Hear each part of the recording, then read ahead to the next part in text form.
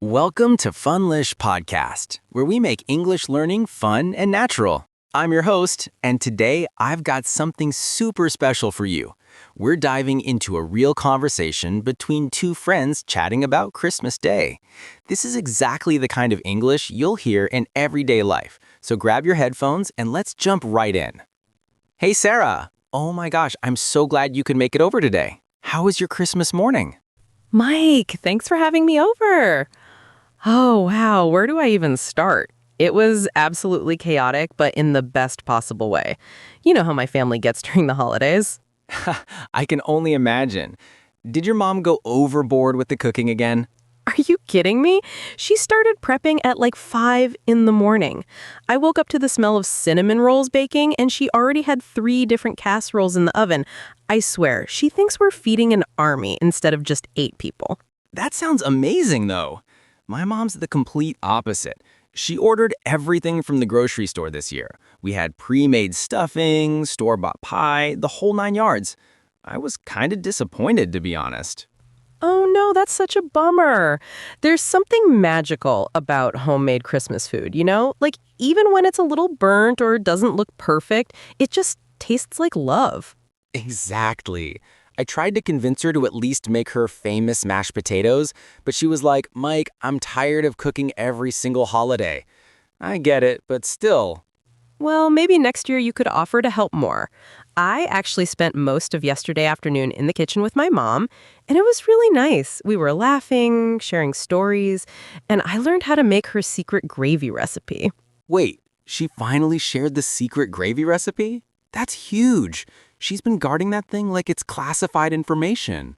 I know, right? Apparently, the secret ingredient is just a tiny bit of coffee. Who would have thought? It gives it this rich, deep flavor that's absolutely incredible. Coffee in gravy? That's wild. I'm definitely trying that next time. Speaking of secrets, did you end up getting your dad that fishing rod he's been hinting about for months? Oh my gosh, yes. And his reaction was priceless.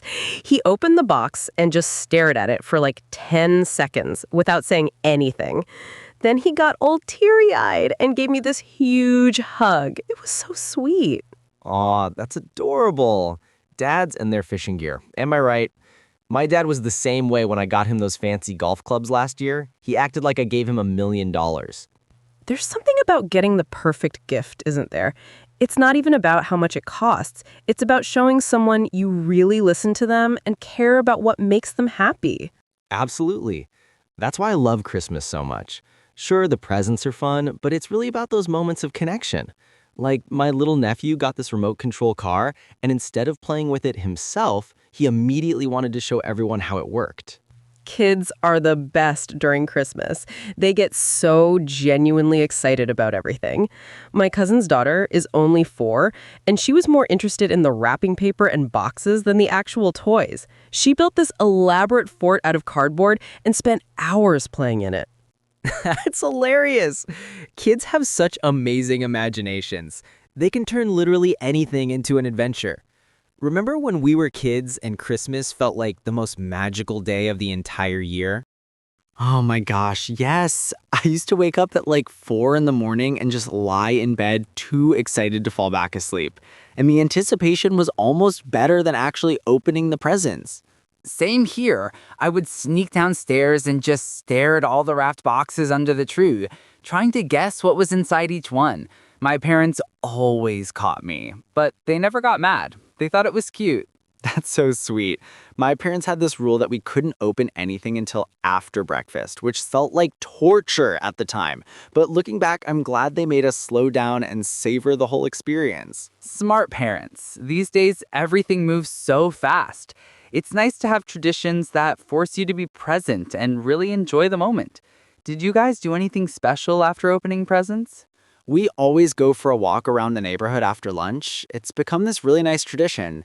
Everyone's outside with their new bikes or dogs wearing Christmas sweaters. The whole community feels so warm and friendly.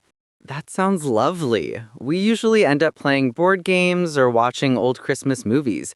This year we watched It's a Wonderful Life for probably the 20th time, and my mom still cried at the end. Oh, that movie gets me every single time too. There's something about those classic Christmas films that just hits different. They remind you of what's really important in life. Exactly. Family, friendship, community, gratitude, all the stuff that actually matters but gets lost in the hustle and bustle of everyday life. Christmas has this way of bringing everything back into focus. Speaking of gratitude, I started this new tradition this year where everyone at dinner had to share one thing they were grateful for. It was really beautiful. My grandpa talked about how thankful he was to have all his grandchildren healthy and happy. That's such a wonderful idea. I might steal that for next year. It's easy to take things for granted until you're forced to really think about them. What did you share? I talked about how grateful I am for friendships like ours. People who you can call up and just be completely yourself with. No pretending, no judgment, just genuine connection. Aw, Sarah, that's so sweet. I feel the same way. It's rare to find people you can be totally honest with, who support your dreams and call you out when you're being ridiculous. Exactly. Like when I was thinking about quitting my job last month and you helped me think through all the pros and cons instead of just telling me what I thought I wanted to hear.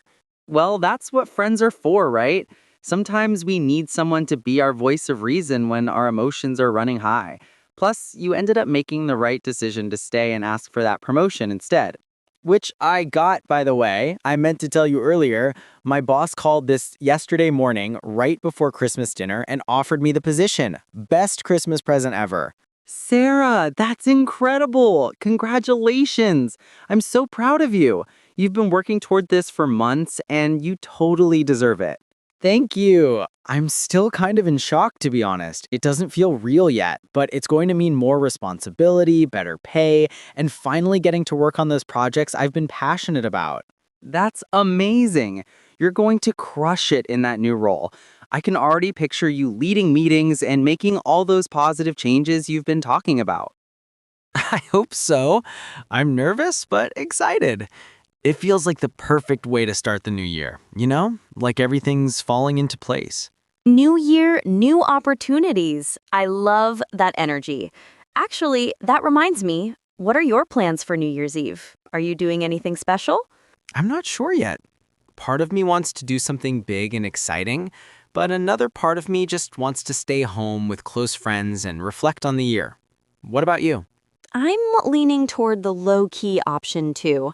Maybe we could do something together. We could cook a nice dinner, play some games, and just enjoy each other's company as we transition into the new year. That sounds perfect, actually. No pressure, no crowds, just good food and good conversation. Plus, we could make some fun resolutions together and hold each other accountable. I love that idea. We could be each other's accountability partners. What kind of goals are you thinking about for next year? Well, with the new job, I definitely want to focus on growing professionally, but I also want to make more time for hobbies and self-care. I feel like I've been so focused on work that I've neglected other parts of my life. That's so important. Work is great, but it shouldn't consume everything. What hobbies are you thinking about picking up again? I really miss painting. I used to love it in college, but I haven't touched a brush in years. There's something so therapeutic about creating something beautiful with your hands. You should definitely get back into that. I remember seeing some of your artwork from college, and it was really impressive. Maybe you could set up a little studio space in your apartment. That's a great idea. I could convert that corner of my bedroom that's just collecting random stuff right now. A little easel, some good lighting, maybe some plants to create a peaceful atmosphere. Perfect! And I could be your first customer when you start selling your masterpieces. I need some original art for my living room anyway. Let's see if I can even remember how to hold a paintbrush properly first, but I appreciate the vote of confidence. What about you? Any big goals for the new year? I want to get better at staying in touch with people. I'm terrible at maintaining long-distance friendships, and I've lost contact with so many good people over the years. I want to be more intentional about reaching out. That's such a thoughtful goal. It's so easy to let relationships drift when life gets busy, but those connections are what make life meaningful. Exactly. I was thinking about starting a monthly tradition where I reach out to someone I haven't talked to in a while just to check in and see how they're doing. I love that. You could even write actual letters or send care packages. People never expect that anymore, so it would be such a nice surprise. Ooh, handwritten letters. That's so old school and personal. I bet people would really appreciate that in our digital world. Everything's so instant and impersonal these days. Right? There's something special about taking the time to sit down with pen and paper and really think about what you want to say to someone. It shows you care enough to slow down. This conversation is making me feel so inspired about the new year. It's like Christmas gave us this perfect opportunity to reset and think about what we really want our lives to look like. I feel the same way. There's something magical about this time of year. All the reflection, the gratitude, the hope for what's coming next. It's like the whole world takes a deep breath and prepares for a fresh start. And having conversations like this with people you care about just makes it even better. It's not just about personal goals, but about how we can support each other and grow together. Absolutely. I'm so grateful we decided to hang out today. Sometimes the best Christmas gift is just quality time with someone who gets you. Couldn't agree more, Sarah. Here's to friendship, new adventures, and making the most of whatever comes next. Cheers to that, Mike, and Merry Christmas, my friend. Merry Christmas, Sarah. And there you have it, folks. A real, natural conversation between two friends sharing their Christmas experiences and dreams for the future. Did you catch all those everyday expressions, the natural flow, and the way they supported each other? That's exactly how English sounds in real life. This is the kind of authentic English practice you'll get here at FunlishPodcast. We believe learning should be fun, natural, and connected to real human experiences. Thanks for spending these 40 minutes with us today, and remember to subscribe for more conversations that'll boost your English skills while keeping you entertained. Until next time, keep practicing, keep laughing, and keep making English a part of your everyday adventure. This has been Funlish Podcast, and we'll catch you in the next episode.